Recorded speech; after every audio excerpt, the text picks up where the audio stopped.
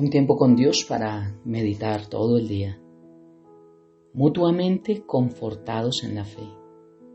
Y leemos en la carta a los Romanos en el capítulo 1, versículos 10 al 12.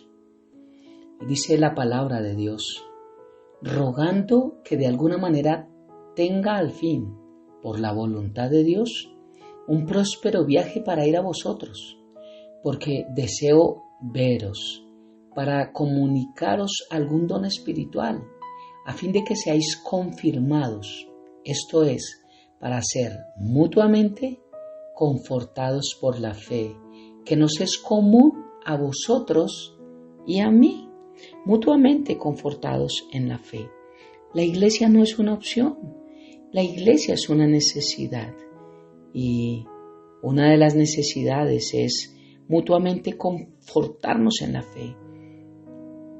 El estar con hermanos en la fe, reunirnos en una iglesia local, nos hace cada día crecer en nuestra fe, porque es a través del oír por la palabra de Dios. Romanos 10:17 nos enseña esto. Pero Romanos 1, capítulo 10, versículo 12 nos da un ejemplo de cómo Pablo necesitaba de sus hermanos en la fe y cómo los hermanos necesitaban de Pablo. Siendo Pablo un apóstol escogido según el propósito de Dios en Cristo, dice 2 de Timoteo, capítulo 1, versículo 1, que había tenido un encuentro personal con el Señor Jesús y le había sido dada gran revelación y conocimiento de Dios, segunda carta a los Corintios, capítulo 12, versículo 2 al 4, necesitaba ser mutuamente confortado en la fe, por más ungido, por más revelación, por más acercamiento a Dios, por más unción, por más conocimiento, necesitaba ser mutuamente confortado en la fe. Si Pablo necesitaba, ¿será que tú y yo no necesitamos ser mutuamente confortados en la fe? Necesitaba ser por otros hermanos confortado. Por eso anhelaba tener un contacto presencial con la congregación. Aquí estaba a través de cartas, pero anhelaba ir a ellos, acercarse a ellos. Por esto Dios nos ha colocado en un cuerpo espiritual, en una casa, en una iglesia local, en su casa, en su morada, a todos los creyentes en Cristo, a todos sus hijos, a todos los que le hemos aceptado como Señor y Salvador. Vivimos en algo llamado iglesia, donde Él ha dispuesto dar diferentes dones a cada miembro para edificación mutua. Esto quiere decir que nos necesitamos unos a otros para creer, para crecer, para no estancarnos, para avanzar, pues el don, la función o la tarea que tiene otro hermano es necesaria para nuestro crecimiento, para nuestra consolación, para fortalecer las rodillas endebles, incluso para que en el amor de Cristo sobrellevemos los unos las cargas los unos de los otros, dice Gálatas capítulo 6, versículo 2. No importa si un hermano se ve más débil, tal vez es el más callado, pero lo que el Espíritu Santo da a él, a cada persona, es necesario para el otro, para todos nosotros, y es de gran bendición para nuestra vida. Como enseña la palabra de Dios, antes bien los miembros del cuerpo que parecen más débiles son los más necesarios. Primera carta a los Corintios, capítulo 12, versículo 22. Así que dice que considerándonos los unos a los otros, estemos atentos y con toda expectativa en cuanto a lo que tiene cada miembro para dar, como dice la Escritura. ¿Qué hay pues, hermanos? Cuando os reunís, cada uno de vosotros tiene salmo, tiene doctrina, tiene lengua, tiene revelación, tiene interpretación. Hágase todo para edificación, hágase todo decentemente y en orden, dice la palabra de Dios. Y es que es hermoso cuando leemos estos textos, ver cómo comienza el apóstol Pablo a describir el propósito principal de esta carta. Él no sabe en qué momento se le conceda ver cara a cara a sus hermanos que vivían en Roma, pero les escribe para manifestarles el deseo que había en su corazón. Pablo abre él mismo ante sus hermanos, que en su mayoría no lo conocían, pero que al igual que él tenían un mismo Señor, un mismo Salvador, un mismo sentir, una misma fe, que poderosamente los había acogido para la obediencia a la fe, como mencionaba en los primeros versos. en la declaración que da Pablo del propósito de esta carta, el apóstol no les dice que es necesario poner freno a las malas enseñanzas que se estaban infiltrando en la iglesia, aunque esto estaba sucediendo en estos tiempos. El propósito principal de esta carta de Pablo dirigida a esta iglesia no era la conducta,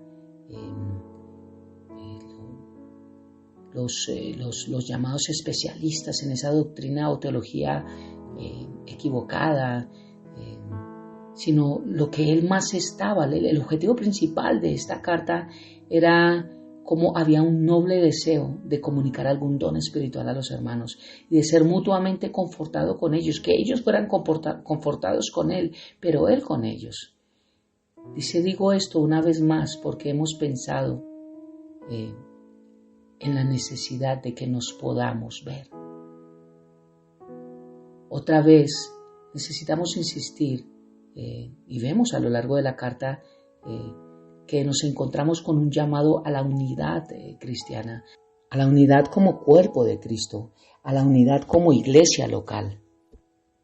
Cuando nos reunimos nos encontramos que todos estamos en igualdad de condiciones, todos perdidos pero salvos solamente por la gracia de Dios, todos enemistados con Dios pero traídos a la reconciliación a través de Jesucristo, todos con un mismo llamado a la obediencia, a la fe del Evangelio de nuestro Señor, todos con la misma necesidad.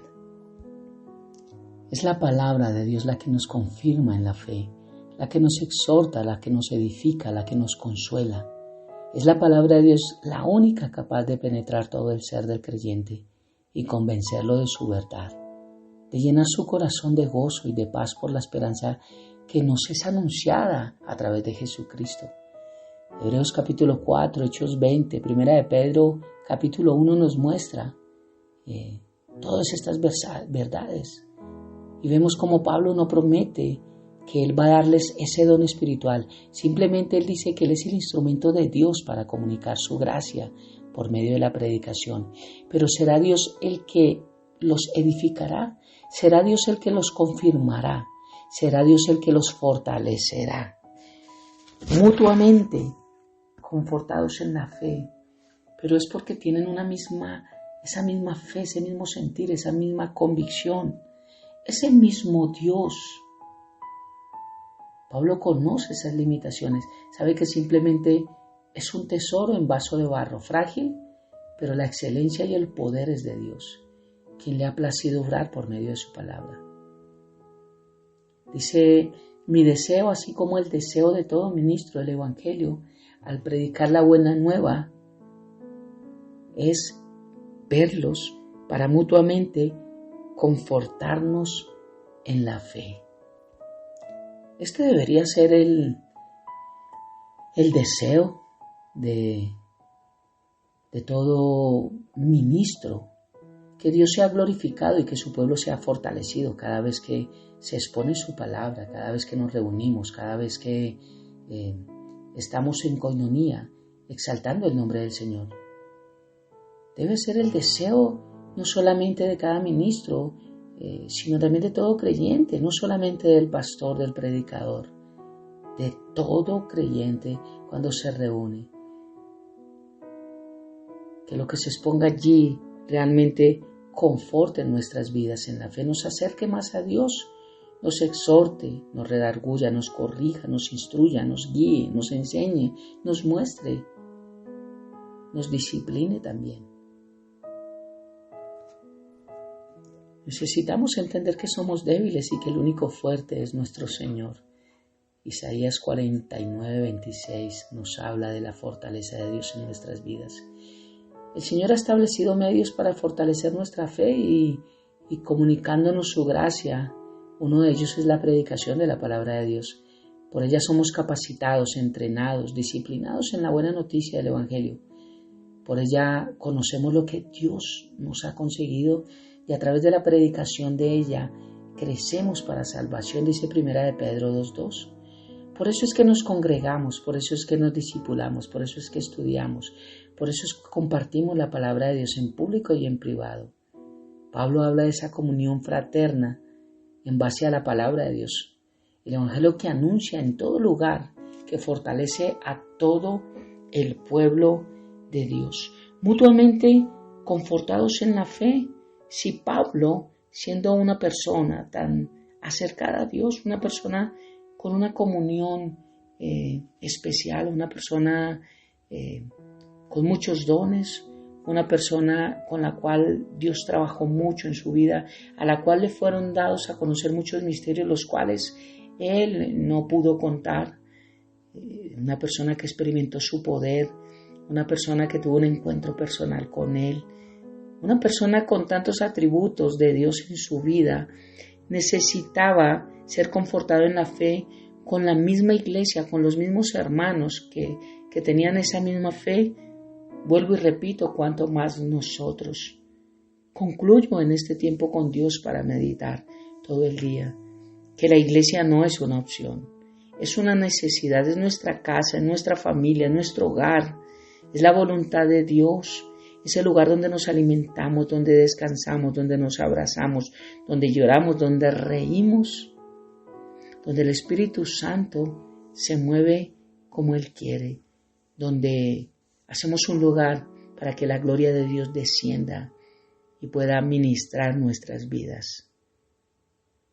Donde Dios nos bendice, donde Dios nos habla, donde Dios nos comunica, donde Dios nos dirige, donde Dios nos enseña, pero donde Dios nos abraza también. Oremos.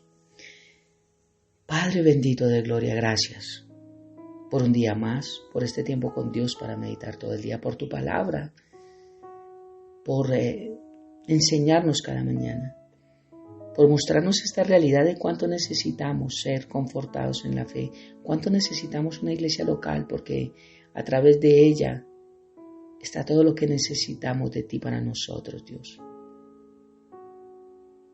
Padre, gracias.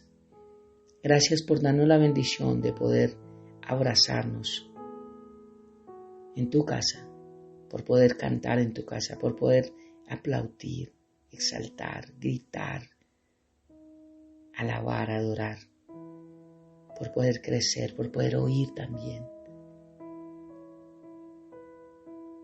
Porque de esa forma es que somos mutuamente confortados en la fe.